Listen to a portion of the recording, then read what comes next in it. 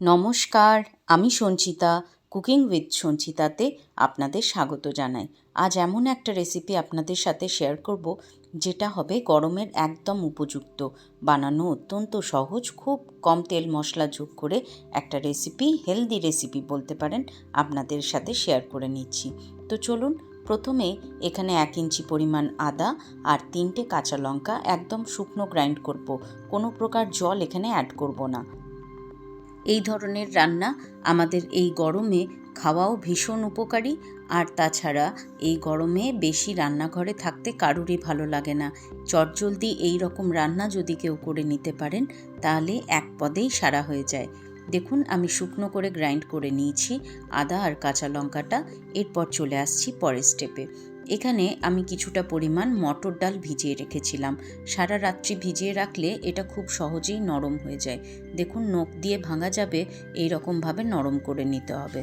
মটর ডালটা আমি ভিজিয়ে সারা রাত রেখে দিয়েছিলাম বলে একদম নরম হয়ে গেছে। এরপর একদম জল ঝরিয়ে মিক্সিং জারের মধ্যে দিয়ে দেব। খেয়াল রাখবেন, এখানে কিন্তু কোনো প্রকার জল অ্যাড করবেন না, একদম শুকনোভাবে এটাকে পিষে নিতে হবে। তাই যেটুকু পরিমাণ জল আছে সেটা ছেঁকে ছেঁকে আমি দেখুন মিক্সিং জারের মধ্যে দিয়ে দিচ্ছি। জল দিয়ে দিলে কিন্তু এই ডালের বড়াগুলো একদম ভালো হবে না। একদম শুকনো গ্রাইন্ড করে নিয়েছি। এতে যদি একটু দানা দানা থাকে কোনো ব্যাপার নয়, সেটা মুখে পড়লে খেতে কিন্তু বেশ ভালোই লাগবে। দেখুন, আমি একদম ভালোভাবে পেস্টটা করে নিয়েছি। এরপর একটা বাটির মধ্যে ট্রান্সফার করে নিলাম। এরপর এখানে দিয়ে দিচ্ছি পরিমাণ মতো লবণ, দিলাম সামান্য একটু হলুদ গুঁড়ো, আদা কাঁচা লঙ্কা যেটা পেস্ট করে রেখেছিলাম তার হাফ চামচ এখানে অ্যাড করে দিলাম, আর দিলাম সামান্য একটু কালো জিরে। এরপর হাত দিয়ে খুব ভালোভাবে মিশিয়ে কিছুক্ষণ ধরে এই ডালটাকে ফেটিয়ে নিতে হবে। যত ভালো করে ফেটিয়ে নেবেন তত ভালো বড়াগুলো তৈরি হবে, একদম সফট হবে আর খেতেও ভীষণ ভালো লাগবে। এই রান্নাটা আজকে আমি লাউ দিয়ে করব। এত সুন্দর হয় যে এক পদেই আপনার পুরো ভাত খাওয়া হয়ে যাবে। 3-4 মিনিট ধরে আমি খুব ভালোভাবে ডালটাকে ফেটিয়ে নিয়েছি। এরপর দেখুন একটা মশলা তৈরি করে নিচ্ছি। শুকনো কড়াইয়ের মধ্যে আমি নিয়ে নিলাম হাফ চামচ পরিমাণ 5 ফোড়ন, আর নিয়ে নিচ্ছি হাফ চামচ পরিমাণ কালো সর্ষে। গরমকালে আমাদের মৌরি পেট ঠান্ডা রাখতে ভীষণ উপকারে লাগে, তাই আলাদা করে আরও হাফ চামচ পরিমাণ মৌরি এখানে অ্যাড করলাম। এতে রান্নাতে সুন্দর একটা ফ্লেভারও অ্যাড হবে। খুব ভালো করে ভেজে নিয়ে যখন এটা হালকা একটু ফ্লেভার বেরিয়ে আসবে, তখন একটা হামালদিস্তার মধ্যে ট্রান্সফার করে দিলাম। এখানে কড়াইটা গরমই ছিল, তাই আমি এখানে পরিমাণ মতো তেল অ্যাড করে দিলাম। তেলটা নিজেদের ইচ্ছে অনুযায়ী অ্যাড করবেন, আরও কম তেলেও কিন্তু বড়াগুলো ভাজা হয়ে যেতে পারে। ডালটা বড়ার আকারে তৈরি করার আগে খুব ভালোভাবে কিন্তু ফেটিয়ে নিতে হবে, তাহলে বড়াগুলো খুব সুন্দর তৈরি হবে, একদম সফট হবে আর রান্নায় খেতে বেশ ভালো লাগবে। দেখুন, বড়াগুলো আমি ভেজে নিচ্ছি। উল্টে পাল্টে বড়াগুলো সুন্দর কালার আসা পর্যন্ত ভেজে নিতে হবে। মটর ডাল দিয়ে লাউয়ের এই রেসিপিটা একবার হলেও ট্রাই করবেন। এটা বানানো অত্যন্ত সহজ আর খেতেও হয় ভীষণ ভালো। এই গরমের মধ্যে অনেকক্ষণ ধরে রান্নাঘরে থাকতে কারুরই ভালো লাগে না, তাই এমন একটা পদ ভালোভাবে বানিয়ে নিতে হবে যেটা হবে প্রত্যেকের উপাদেয়। যারা লাউ খেতে পছন্দ করে না তারাও কিন্তু এই ধরনের রান্না একবার করে খাওয়াবেন, আশা করি তাদেরও ভালো লাগবে। বড়াগুলো দেখুন সুন্দর করে ভাজা হয়ে গেছে। এরপর একটা ছান্তার সাহায্যে তেল ঝরিয়ে বড়াগুলো প্লেটের মধ্যে তুলে নিচ্ছি। কি সুন্দর কালার এসছে দেখুন বড়াগুলোর। এরকম সুন্দরভাবে ভেজে নিতে পারেন। ডালের সাথেও কিন্তু এই ধরনের বড়া সার্ভ করতে পারেন, খেতে বেশ ভালো লাগে। অবশিষ্ট যেটুকু ডাল ছিল সেটুকু ডালের বড়াগুলোও আমি বানিয়ে নিচ্ছি।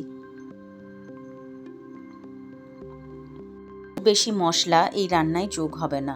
আমি এই যে মশলাটা হামালদিস্তার মধ্যে রেখেছিলাম, যতক্ষণে বড়াগুলো ভাজা হচ্ছে ততক্ষণে এই মশলাটা ভালোভাবে গুঁড়ো করে নেব।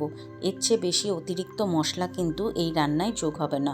আর এই মশলাটা যেটা আমি ব্যবহার করছি, এর ফ্লেভারটা এত সুন্দর যে গোটা ঘরে এর রান্নার গন্ধ ছড়িয়ে পড়বে। সবাই আপনাকে জিজ্ঞেস করবে যে কী দিয়ে রান্না করছো, এত সুন্দর গন্ধ বেরিয়েছে। দেখুন অবশিষ্ট যেটুকু তেল ছিল সেই তেলেই আমি দিয়ে দিলাম ফোড়নে কালো জিরে আর দিয়ে দিলাম 2টো শুকনো লঙ্কা, আর তার সাথে অ্যাড করে দেব সামান্য একটু হিং। এই হিংটার ফ্লেভারটা এই রান্নাতে খুব সুন্দর লাগবে। যেহেতু নিরামিষ রান্না, একটু হিং অ্যাড করবেন, তাতে কিন্তু রান্নাটার স্বাদ বেশ বেড়ে যাবে। সামান্য একটু নাড়াচাড়া করে যে আদা আর কাঁচা লঙ্কাটার পেস্ট বানিয়ে রেখেছিলাম সেটা এখানে অ্যাড করে দিলাম। আদা কাঁচা লঙ্কা দিয়ে এরপর ভালোভাবে নাড়িয়ে চাড়িয়ে 2 মিনিট একটু ভেজে নেব, যতক্ষণ না আদার কাঁচা গন্ধটা চলে যাচ্ছে।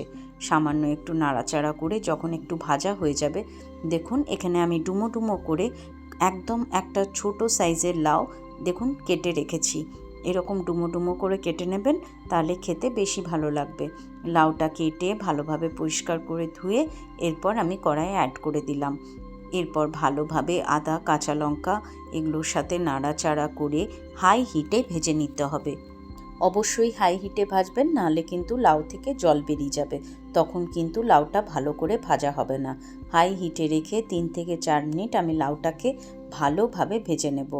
দেখুন সুন্দর করে ভাজা হয়ে গেছে। এরপর আমি এখানে বাকি যেসব মশলাগুলো অ্যাড করার সেগুলো অ্যাড করে দেব।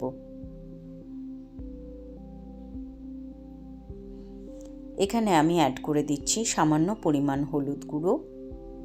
সুন্দর একটা কালারের জন্য এখানে অ্যাড করে দিলাম কাশ্মীরি লঙ্কার গুঁড়ো, দিয়ে দিলাম পরিমাণ মতো লবণ।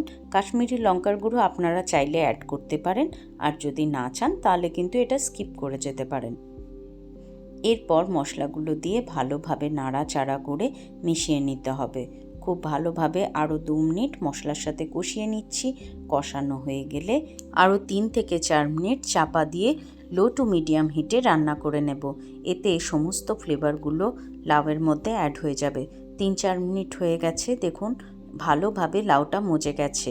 এরপর এখানে অ্যাড করে দিচ্ছি একটা বড় সাইজের টমেটোটা এরকম কুচি করে অ্যাড করতে পারেন, আবার আপনারা পেস্টও ব্যবহার করতে পারেন। তবে আমার মনে হয় এরকম কুচি করে দিলেই খেতে বেশি ভালো লাগবে। টমেটোর টুকরোগুলো যখন একটু একটু মুখে পড়ে খেতে কিন্তু বেশ ভালো লাগে, তাই আমি কুচি করে এখানে অ্যাড করে দিলাম। টমেটোটা দিয়ে এরপর চাপা দিয়ে আরও 2 মিনিট রেখে দেব, যাতে টমেটোটা সুন্দরভাবে নরম হয়ে যায়। দেখুন এখানে অলরেডি জল ছেড়ে দিয়েছে, মশলা তো ভালোভাবে কষানো হয়েই গেছে, টমেটো লাউ সব ভালোভাবে এখানে নরম হয়ে গেছে। প্রায় 80% পর্যন্ত রান্না আমার এখানেই কমপ্লিট। এই গরমে অতিরিক্ত তেল মশলা ছাড়া এরকম একটা সুস্বাদু রান্না অবশ্যই একবার ট্রাই করে দেখবেন। খুব বেশিক্ষণ সময়ও কিন্তু লাগে না, শুধু মনে করে একটু মটর ডাল বা ছোলার ডাল, যেই ডালটা আপনাদের পছন্দ সেই ডাল একটু ভিজিয়ে রেখে দিতে হবে। দেখুন এখানে আমি পরিমাণ মতো জল এখানে অ্যাড করলাম। এই রেসিপিতে কিন্তু জলটা একটু বেশি পরিমাণেই লাগবে, কারণ এই রেসিপিটা একটু রসা রসা হবে। যেহেতু ডালের বড়াগুলো আমি এখানে অ্যাড করব, তাই জলটা একটু বেশি পরিমাণে দিয়েছি। জলটা দেওয়ার পর ভালোভাবে ফুটে গেলে বড়াগুলো এখানে অ্যাড করে দেব।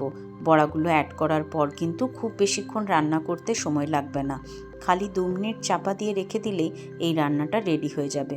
বড়াগুলো সমস্ত ফ্লেভার অ্যাবজর্ব করে নেবে, তাহলেই রেডি। এরপর দেখুন হামালদিস্তার মধ্যে যে মশলাটা আমি তৈরি করে রেখেছিলাম, 5 ফোড়ন মৌরি আর সর্ষে দিয়ে সেই মশলাটা একদম শেষে অ্যাড করলাম। রান্না আমাদের একদম রেডি। মশলা দিয়ে এরপর খুব ভালোভাবে মিশিয়ে নেব। ভালোভাবে মিশিয়ে নিয়ে আরও 1 থেকে 2 মিনিট ফুটিয়ে নিলেই রান্না একদম রেডি। এই মশলাটা অ্যাড করে তারপর যখন রান্নাটা রেডি হয়ে যাবে, এর গন্ধে কিন্তু গোটা ঘর ভরে যাবে, এত সুন্দর সুগন্ধ বেরোয় এই রান্না থেকে। সর্বশেষে এখানে দিয়ে দিলাম 1 চামচ পরিমাণ ঘি।